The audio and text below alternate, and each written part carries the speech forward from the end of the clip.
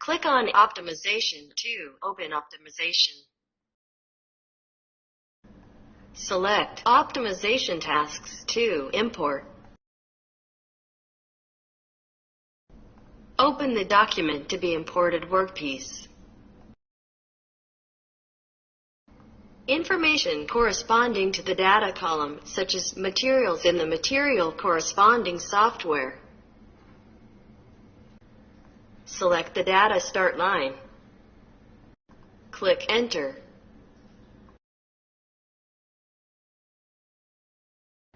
Confirm whether the product's grain 1, grain 0, no grain.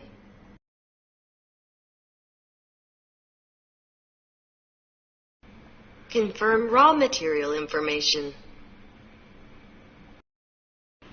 Confirm optimization parameters such as saw blade thickness, trimming value.